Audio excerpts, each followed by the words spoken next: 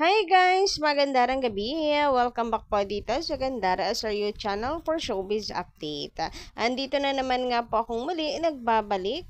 Ang nagmamaganda ninyo kachismosang Kimpaw, wala na pong iba si Gandara upang magatid sa inyo ng latest update and fresh happenings patungkol kina Kim Chiu and Paul Avellino. And syempre guys, sa gabing ito hindi natin palalagpasin ang ABS-CBN Ball na kung saan ay invited ang Kim Pao and eto na nga, 'di ba?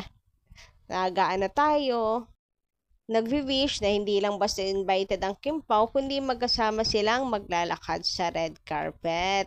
And eto, natupad na. Nakikita niyo ba yung mga larawan na yan? But before that, bago natin yung pag-usapan, sa mga hindi pa nakaka-subscribe dito sa ating channel, maaari lamang na pindutin po ninyo ang ating subscribe button at notification bell na nandiyan sa baba para mag-updated po kayo at ma-notify tuwing may bago tayong chika at balita hinggil sa Kim Pao. Basta po mga balita na may kinalaman kina Kim Chiu and Paul Avellino, sagot na po natin yan. So, sino po dito ang nanonood ng live? And of course, nandoon na para saksihan ang pagdating ng Kim Pao. Ayan, say present sa mga nag-aabang. And eto na nga, grabe, apaka-pretty, apaka-sexy naman talaga ni Kim Chiu. Grabe, apaka-pogi ni Paolo, oh. Grabe, nakaka-inlove. Hoy, hindi pwede, may Kim Chiu na yan. Charot lang. Pero yung totoo ay na talagang lakas ang appeal ni Paolo Avellino. Kung tayo nga ay nagagapuhan kay Paolo, paano pa kaya yung mga basher ni Kim Chiu? Gwapong-gwapo kay Paolo, gusto na siguro nilang angkinin. Sila na yung gusto umangkin kay Paolo kaya hindi nila matanggap na si Kim Chiu ang bumihag ng puso niya. Charot! No to nega tayo ngayon dahil napakasaya ng ating update. Napakaganda ni Kim Chiu talaga naman. Yung pag-iintay ng mga fans, naku, kahit sa cellphone lang po nanonood ng live, paglabas ng Kim Pao ay talaga naman pong irit kung irit. Walang gabi-gabi ngayon. Walang pake. Kahit gabi ngayon, sige lang, sumigaw kayo sa sobrang tuwa. So, narito, comment ni Madam Day Rodriguez. Ngayong comment niya lang to ha. Di ba ang bilis ko? Sabi niya dito, good PM, Gandara. Sus ko. Ay, grabe naman yun. Ang daming Gandara, sinikmura ako sa sobrang nervyos sa ABS-CBN Bull. Bakit naman kayo ninenervyos?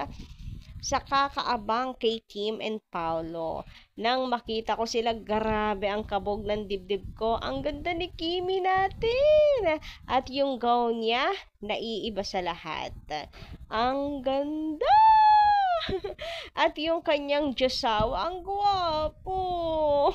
Bagay na bagay sila. Gusto kong sumigaw. Grabe, ibang-iba talaga silang dalawa. Nakakaloka! Ano bang meron sa kanila? Ang tindi ng karisma nila. Kakalokahin ako. Grabe, nagkaroon ng Kim Pao. Grabe rin yung parang feeling ko ako yung nagko-comment. Parehas tayo, madam. Yung tone lang, di ko alam kung ganun-ganon din yung tone nyo sa pagbabasa. Habang tinatype nyo yan. Pero parang same na same talaga tayo, madam. Anyway, sa pagpapatuloy, sabi nga po niya rito, ay nako, bakit nagkaroon ng Kim Pao? Super bagay na bagay sila. Bukod tangi talaga sila. Sana, mapanaginipan ko sila na kinakasal na kahit sa panaginip lang ngayong gabi. Grabe, kakaiba talaga ang mahal nating Kimi and Paolo. Grabe naman ngayon. Huwag kayong mag-alala kapag iniisip nyo yan, madadala nyo yan hanggang sa inyo pong panaginip, Madam Day Rodriguez. Ako nga Kim Pao na sa umaga, sa tanghali, hanggang gabi. Pati ba naman sa panaginip, Kim Pao pa din talaga. Pero yung wedding, hindi pa. Oo nga, parang sana naman next dream natin, kinakasal na yung Kim Pao. Tapos, ang daming mga fans, admin ng Kim Pao nandoon, invited, saksi ang lahat sa pag-iibigan at pag-iisang dibdib. Hoy! Grabe yung pagkadilulo na talaga yan. But anyway, speaking of wedding, meron akong nabasa. Sabi dito, tawa ako, apakakulit talaga ng mga Kim Pao fans, no? Iba na talaga ang tama rin sa Kim Pao. Super invested na kasi talaga. Eto post ni Raketerang Nanay. Alam niyo, fan ako nito. Ang gaganda kasi ng mga post dito. Good vibes lang pagdating sa Kim Pao. And si Kind Heart. Ayan, dalawa sila. Kind Heart. Si Raketerang Nanay. Ayan, na fan po nila ako.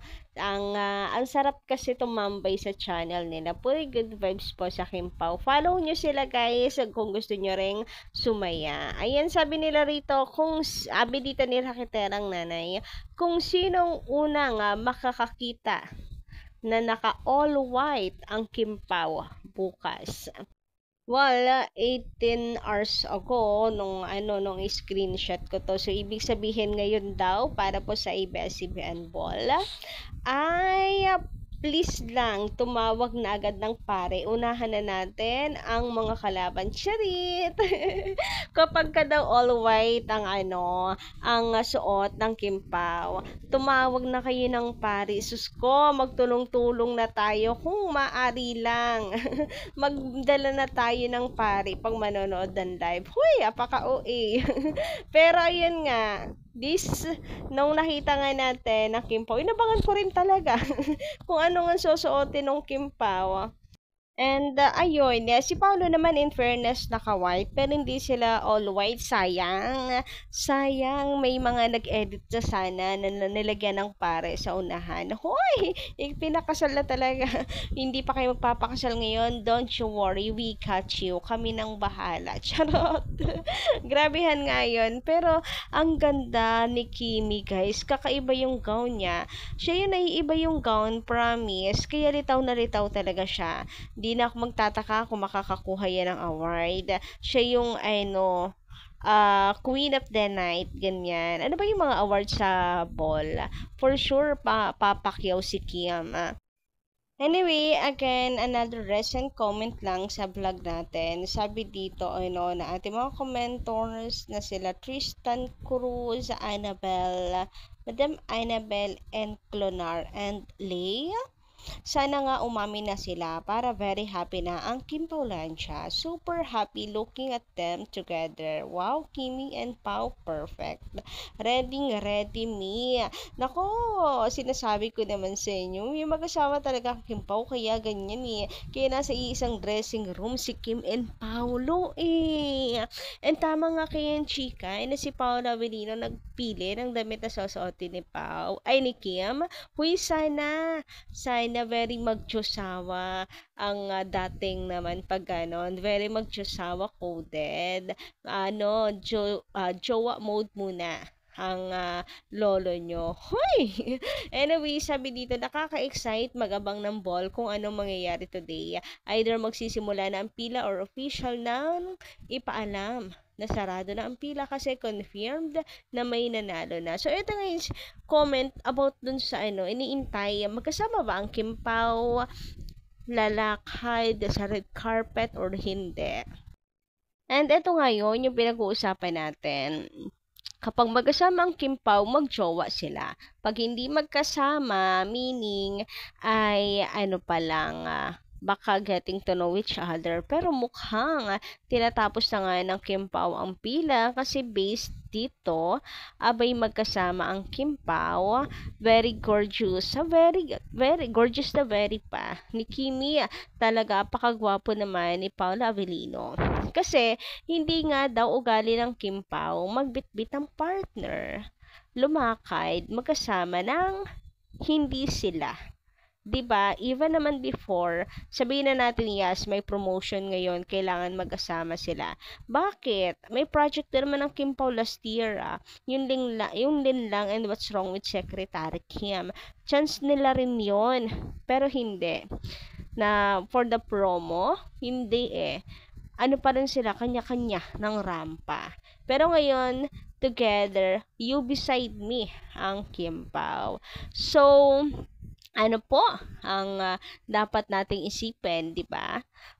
Confirm ba mag-jowa na ang Kim Pao? Ganun ba 'yon?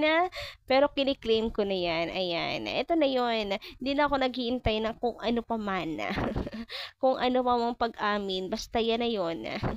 Based naman kasi nga sa galawan ng Kim Pao, ugali mismo ng Kim Pao, mga paninindigan, mga prinsipyo ng dalawa, huy, lakas makaprinsipyo naman, ay hindi gawain talaga nila eh. Pero ngayon, kita niyo, di ba, magkasama. O, ha? Basta, ako, wala nang ano-ano. Matatag talaga yung paniniwala ko. Kapit sa Kim Pao. Kayo ba? Kayo ba? Malakas din ba ang kapit sa Kim Pao? Pa-comment ka lang dyan sa baba. Baka mamaya mag-iisa lang pala ako dito. Anyway, ayan, alam ko masaya kayo ngayong gabing ito. Panigurado maraming hindi na naman makakatulog yan. Kakatitig na naman and kakapanood ng mga interviews ng Kim Pao. MJ, interviewin mo na ang Kim Pao kailan ang pag-out. Charat! May pagtanong na siya sa Ask Pao kung in love na siya, pero parang wala pang sagot si Pao. Yun na lang pa, yung MJ, ulitin mo na lang ulit yung tanong mo. Hey! Anyway, dito lang muna nating update. Thank you so much sa pakikinig. And kita-kits tayo sa susunod kong balita.